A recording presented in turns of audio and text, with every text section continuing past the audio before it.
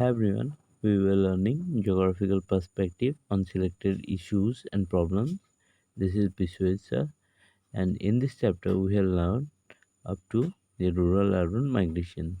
Now we will be learning the impact of rural-urban migration. That is here slums first. What is slum?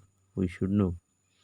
Habitation located on disputed as well as unused government, municipal, and private land, and it is characterized by a serious lack of basic facilities and sanitation with dense and overcrowded housing conditions.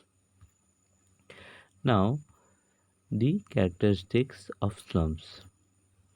Slums are least choice residential areas that have broken down house bad hygienic condition, poor ventilation, and does not have basic facilities like drinking water, light, and toilet.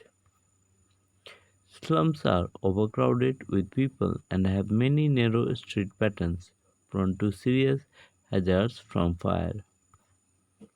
Most of the slum dwellers work for low wages, high risk prone and unorganized sector of the urban economy.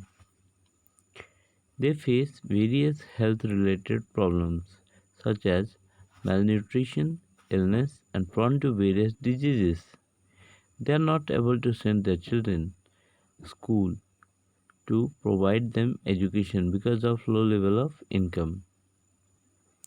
Dwellers are vulnerable to drug abuse, alcoholism, crime, vandalism, escapism, apathy, and social exclusion because of poverty.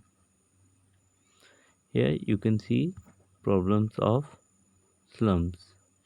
Here, according to Mahatma Gandhi, villages are ideal republics. These works as supplement to the core urban center for forming its hinterland. Urban areas are more developed in terms of the socio-economic, politico-cultural, etc. than the areas others. Urban areas have farms house high income of people and their localities, wide roads, street lights, water and sanitation facilities, lawns, well developed green belts, parks, playgrounds, and other facilities. Provisions for individual security and right of privacy. Apart from these attractions, urban areas also have slums or Jhuggi Jhopri clustered and colonies of shanty structures. These are environmentally incompatible and degraded areas of the cities. These are occupied by the migrants who were forced to migrate from rural areas to urban areas for employment and livelihood. But because of high rent and high cost land, they could not afford proper housing and start to live in these areas. Here you can see the slums or problems of slums. In short, slums means poverty, means poor living condition, means no education, means very poor hygiene condition and poor health care. This is slum. Now, the land degradation. The limited availability and deterioration of quality of land both are responsible to exert pressure on agricultural land.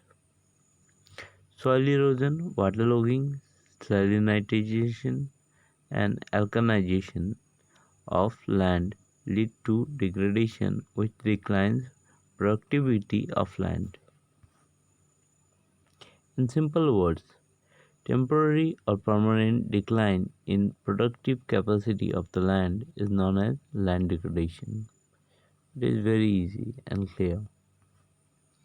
All degraded land may not be considered as wasteland, but if process of degradation is not checked, then a degraded land may be converted into wasteland. Nature and man-made process both degrade the quality of land. Here, classification of wastelands. National Remote Sensing Agency. It is an organization responsible for classification of wasteland in India. It classifies wasteland by using remote sensing techniques on the basis of the process that have created them. Here you must remember the full form of NRSA, National Remote Sensing Agency. Wasteland caused by natural agents. Here gullied, a gullied, ravenous land, desertic or coastal sand, barren rocky areas, steep sloping land, glacial areas, etc. are types of wasteland caused by natural agents. These are considered as wasteland caused by natural agents. Wasteland caused by natural as well as human factors.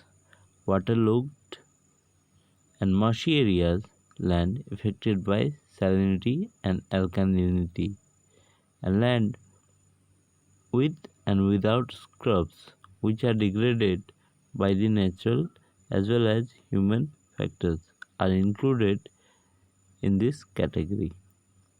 Wasteland caused by man-made process, shifting cultivation area, degraded land under plantation crops, degraded forest, degraded pastures, and mining.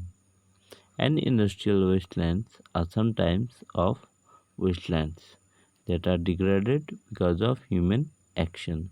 Hope you understood. Thank you for watching the video.